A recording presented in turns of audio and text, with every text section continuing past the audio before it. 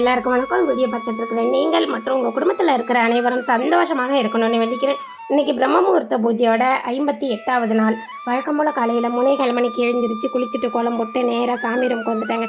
சாமி படம் எல்லாத்துக்கும் பூவெல்லாம் எடுத்து வச்சு அலங்காரம் பண்ணிவிட்டு விளக்கேற்றுறதுக்கு ரெடி பண்ணிவிட்டு பிரம்ம முகூர்த்த பூஜையை ஆரம்பிச்சிட்டாங்க. இன்றைக்கி அருகம்புல்லின் பெருமையை பற்றி தெரிஞ்சுக்கிறதுக்கு ஒரு சில வரிகள். விநாயகருக்கு ரொம்ப ரொம்ப உந்தது அருகம்புல். அருகம்புல்லை வச்சு பூஜை பண்ணுறவங்களோட வேண்டுதல்கள் வரங்கள் எல்லாமே விநாயகர் அளிப்பார். அதனால் மற்ற நறுமண மலர்களை விட அருகம்புல்லுக்கு ரொம்ப மகத்துவம் வாய்ந்தது. அதனால் அதை வச்சு தான் அர்ச்சனை பண்ணுறாங்க. மிதிலாபுரின்ற ஒரு பட்டணம், அதில் துறவிகள் தத்துவ ஞானிகள் நிறைய பேர் வாழ்ந்துட்டு வராங்க. அந்த ஊர் ரொம்ப சகல வளங்களும் நிறைய இருக்குது. அந்த திருநகரை ஜனக மகாராஜன் அப்படின்ற ஒரு அரசன் ஆட்சி செஞ்சு வரான். அவன் ரொம்ப ரொம்ப நல்லவன், நல்ல பழக்கம் நிறைய இருக்குது, நல்ல இயல்புகள் இருக்குது. ஆனால் அவர்கிட்ட இருக்கிற ஒரே ஒரு குறை என்னென்னா, தான் என்ற அகம்பாவம் கொண்டவன். தன்னை விட வேறு எந்த பரம்பொருளும் இல்லை அப்படின்ற எண்ணம் அவனுக்கு நிறைய இருந்துச்சு. ஒரு தடவை நாரதர் வந்து அரண்மனைக்கு போகிறாரு. அவரை ஒரு பொருட்டாவே மதிக்கல, அலட்சியப்படுத்துகிறான் அரசன். நாரதருக்கு அவனுடைய போக்கு தெரியும்.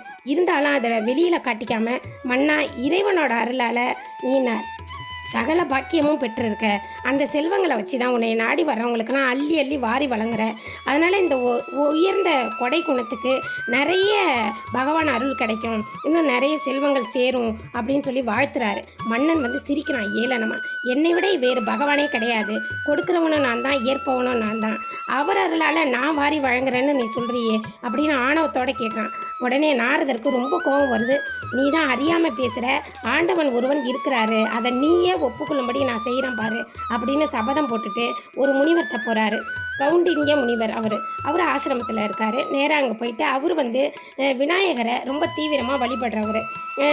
உடனே இவர் அங்கே போயிட்டு விநாயகர் முன்னிலையில் உட்காந்து யாழி சேர்க்கிறாரு நாரதர். உடனே வேண்டாரு கணேசமூர்த்தியை. ஜனகன் வந்து தானே பரம்பொருள், தன்னை விட வேறு தெய்வமே இல்லை அப்படின்ற இருமாப்போட இருக்கான். அதனால் தன்னை நாடி வர்ற பெரியவங்க எல்லாத்தையும் அலட்சியப்படுத்துகிறான், அவனுக்கு நல்ல வழியை காட்டணும் நீங்கள் தான் அப்படின்னு வேண்டிக்கிறாரு. உடனே விநாயகர் வந்து ஜனகனோட அகங்காரத்தை போக்குறதுக்கு, அவனை நல்ல வழிப்படுத்துறதுக்கு விரும்புகிறாரு.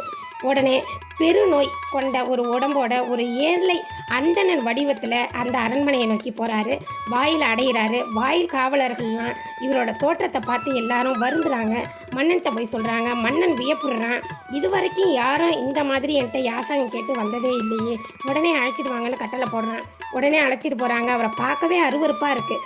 வேந்தனுக்கு அரசர் கேட்குறாரு, என்ன வேண்டும் அப்படின்னு சொல்லி கேட்குறாரு. என் பசியை போக்கணும் அப்படின்னு சொல்கிறாரு அந்தனர். உடனே தன்னுடைய மகனை அழைச்சிட்டு வந்து வேதியரை அழைச்சிட்டு போய் அவருக்கு தேவைப்படுற உணவை பரிமாறும்படி கட்டளை போடுறாரு. இளவரசனை அழைச்சிட்டு போய் உட்கார வச்சு உணவு பரிமாறுறாங்க. எல்லாரும் பரிமாறுறாங்க. சாப்பிட்டுட்டே இருக்காரு. பரிமாற சாப்பிட்டுக்கிட்டே இருக்காரு. அரண்மனையில் இருக்கிற எல்லா உணவுப் பொருளும் காலி ஆயிடுச்சு. பசியை தீர்க்கவே முடியல. தானிய கிடங்கு எல்லாமே காலியாயிருச்சு. இதை ஒன்றுமே பண்ண முடியல. இந்த செய்தியை கேட்டு மந்திரிகள் எல்லாரும் வராங்க. எல்லாரும் ஆச்சரியமாக வியந்து போகிறாங்க. அப்போ வேந்தரோட பசியை எதை கொண்டும் தீர்க்கறதுக்கே முடியலையே. ஊர் மக்கள்கிட்டேருந்து உணவுப் பொருள் எல்லாம் வாங்கி அவருக்கு பரிமாறுறாங்க. அப்பயும் பசி தீரலை. உடனே மன்னனுக்கு ஒரு யோசனை வருது. ரொம்ப வேதனையாக இருக்குது. இந்த அளவுக்கு தரித்திரமானவனை இது வரைக்கும் நான் பார்த்ததே இல்லை. ஆனால் இவனை நயமாக பேசி அனுப்புறது தான் நல்லது அப்படின்னு சொல்லி, வேதியரே, என்னால் இதுக்கு மேலே ஆற்ற என்னால் முடியல, அதனால் நீங்கள் வேறு இடத்துக்கு போய் நீங்கள் உங்கள் பசியை தீர்த்துக்கோங்க அப்படின்னு சொல்லி அரசன் சொல்கிறான். வேதியருக்கு ரொம்ப கோபம் வருது. நானே பரம்பொருள், வந்தவங்களுக்கெல்லாம் வாரி வாரி வழங்குறேன் அப்படின்னு பெருமை அடிச்சுக்கிறியே, உன்னுடைய லட்சணம் இதுதானா அப்படின்னு சொல்லிட்டு அந்த இடத்த விட்டு வேகமாக கோபத்தோடு வெளியேறிடுறாரு. அரசனும் அசந்து போயிட்டான். தன்னுடைய பெருமையெல்லாம் இந்த ஒரு பிராமணர் இப்படி தவிடுபடியாக்கிட்டு போயிட்டாரு அப்படின்னு ரொம்ப வேதனையில் உட்காந்துருக்கான்.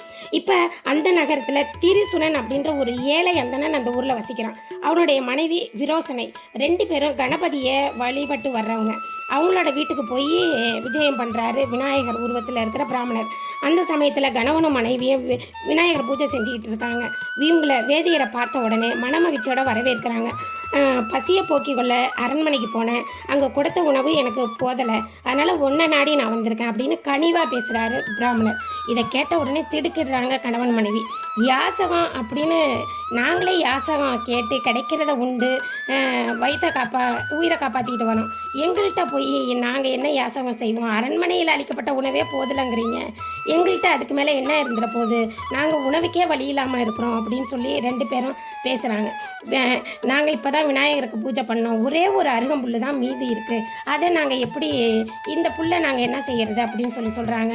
உடனே அந்தணன் உருவத்தில் இருக்கிற விநாயகர் சொல்கிறாரு, விருப்பமின்றி கொடுக்குற கோடி பொண்ணை விட விருப்பத்தோடு கொடுக்குற ஒரு சிறு புல்லை எனக்கு போதும், அதை கொடுங்க நான் வாங்கிக்கிறேன்றாரு. கணவன் மனைவி 2 பேரும் எடுத்துகிட்டு வந்து கொடுக்குறாங்க. வேதியர் வாங்கி மென்று வாயில் விழுங்குறாரு. இப்போ அவர் அந்த கணத்திலேயே இந்த ஏழை கணவன் மனைவி வீடு மாளிகை ஆயிடுச்சு, பணியாட்கள்லாம் இருக்காங்க, ஆணும் பெண்ணும் நிறைய பேர் இருக்காங்க, சகல செல்வங்களும் நிரம்பி வழியுது. இதை வியப்புடனே பார்க்குறாங்க வேதியரை. அவரு தன்னுடைய சுய உருவத்தை காட்டி அருள் செய்கிறாரு. அந்த சமயம் மிதிலாபுரி பட்டணத்தில் வசிக்கிற எல்லார் வீட்லேயும் செல்வம் கொளிக்குது. அதை போலவே அரண்மனையிலையும் ஏராளமான செல்வம் பெருகுது. இதை கண்டு மன்னன் வந்து ஆச்சரியப்படுறான்.